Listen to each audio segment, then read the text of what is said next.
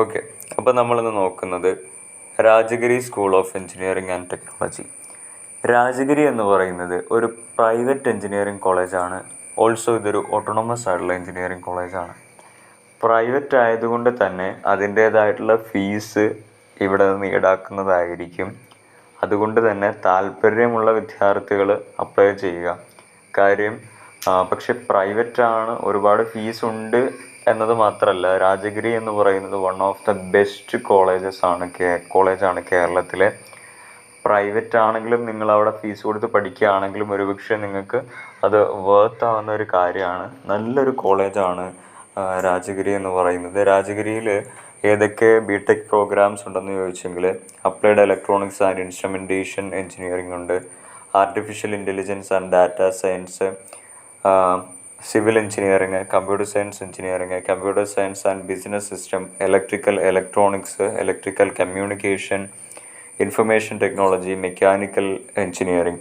നമ്മുടെ ഇപ്പം നിലവിലുള്ള കേരളത്തിലെ മിക്ക ഗവൺമെൻറ് കോളേജസിലും നമ്മൾ പരമ്പരാഗതമായിട്ടുണ്ടായിരുന്ന സിവിൽ, മെക്ക്, ഇലക്ട്രിക്കൽ, ഇലക്ട്രോണിക്സ് കാര്യങ്ങളൊക്കെ ഉള്ളൂ.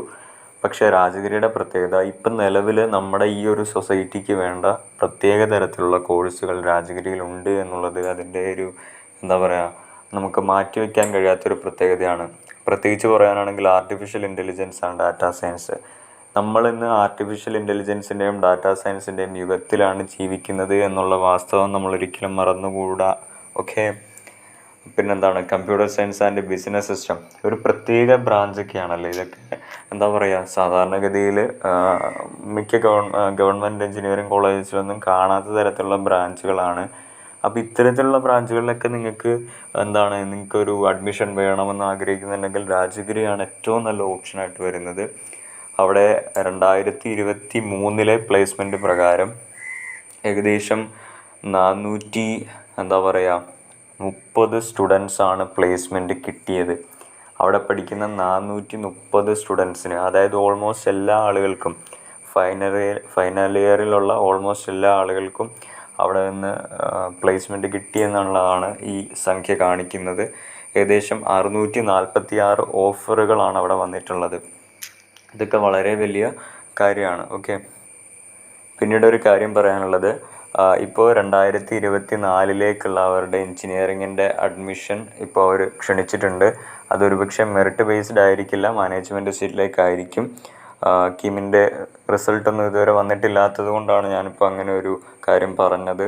ഇനി നമുക്ക് ഓരോ ബ്രാഞ്ചിലേക്കും മെറിറ്റ് വൈസ് നിങ്ങൾക്ക് കീമിന് കിട്ടുന്ന റാങ്കിൻ്റെ അടിസ്ഥാനത്തിൽ നിങ്ങൾക്ക് എങ്ങനെ കയറാം എന്നുള്ളത് രാജഗിരിയിലെ artificial intelligence and data science എന്ന് പറയുന്ന കോഴ്സിന് സ്റ്റേറ്റ് മെറിറ്റായിട്ട് വേണ്ടത് 12,507. പിന്നീട് റിസർവേഷൻ കോട്ടകളിലേക്ക് പോകുമ്പോൾ അവിടെ അതിന് വ്യത്യാസം വരുന്നുണ്ട്. അതായത് 12,000 മുകളിലേക്കുള്ള റാങ്കിലുള്ള ആളുകൾക്കും കിട്ടുന്ന ഒരു സാഹചര്യമുണ്ട്. പിന്നീട് അപ്ലൈഡ് ഇലക്ട്രോണിക്സ് ആൻഡ് ഇൻസ്ട്രുമെൻറ്റേഷൻ എന്ന് പറയുന്ന കോഴ്സിൽ നിങ്ങൾക്ക് സ്റ്റേറ്റ് മെറിറ്റ് 43,801 വരെ ഉണ്ടെങ്കിൽ അവിടെ അഡ്മിഷൻ ലഭിക്കുന്നതാണ്.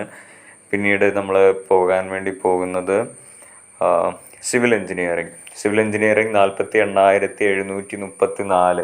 സിവിൽ എഞ്ചിനീയറിംഗ് ഒന്നും സത്യം പറഞ്ഞാൽ ഇപ്പോൾ ഒരുപാട് പിന്നോട്ടേക്ക് പോകുന്ന ബ്രാഞ്ചാണ് എന്ന് ഇങ്ങനെ ആളുകൾ വരുത്തി തീർക്കുന്നുണ്ട്. പക്ഷേ നിങ്ങൾക്ക് ഇൻട്രസ്റ്റ് ഉള്ള ഒരു ബ്രാഞ്ച് ആണെങ്കിൽ നിങ്ങൾക്ക് അവിടെ തിളങ്ങാൻ വേണ്ടി കഴിയും. ഇവിടെ 48,732 റാങ്ക് വരെ ഉണ്ടെങ്കിൽ നിങ്ങൾക്ക് രാജഗിരിയിൽ സിവിൽ എഞ്ചിനീയറിങ്ങിന് കിട്ടും. നെക്സ്റ്റ് നമ്മൾ പോകാൻ വേണ്ടി പോകുന്നത് കമ്പ്യൂട്ടർ സയൻസ്. എല്ലാവർക്കും വേണ്ട ഒരു ബ്രാഞ്ചാണല്ലേ കമ്പ്യൂട്ടർ സയൻസ്. നോക്കിക്കോ, കമ്പ്യൂട്ടർ സയൻസ് ആണ് രാജഗിരിയിൽ. നോക്കിക്കോളൂ, 6,234. ഇത്ര നേരം നമ്മൾ നോക്കിയതെല്ലാം 10,000 മുകളിൽ, 10,000, 12,000, 40,000, 30,000 ഒക്കെ റാങ്ക് ഉണ്ടെങ്കിൽ നിങ്ങൾക്ക് കിട്ടുമായിരുന്നു. പക്ഷേ കമ്പ്യൂട്ടർ സയൻസ് നിങ്ങൾ രാജഗിരിയിൽ വേണമെങ്കിൽ നിങ്ങൾക്ക് സ്റ്റേറ്റ് മെറിറ്റിൽ 6,234 മിനിമം, ലാസ്റ്റ് അത്രയെങ്കിലും മിനിമം ഉള്ള ആൾക്കാണ് അവിടെ കിട്ടിയിരിക്കുന്നത്. അപ്പോൾ കമ്പ്യൂട്ടർ സയൻസിന് അവിടെ ഭയങ്കര വലിയ പിടിവലിയാണെന്നുള്ള കാര്യം മനസ്സിലായല്ലോ. ഇനി computer science and business system, അത് സ്റ്റേറ്റ് മെറിറ്റ് 10,868 വരെയുള്ള കുട്ടികൾക്ക് കിട്ടിയിട്ടുണ്ട്.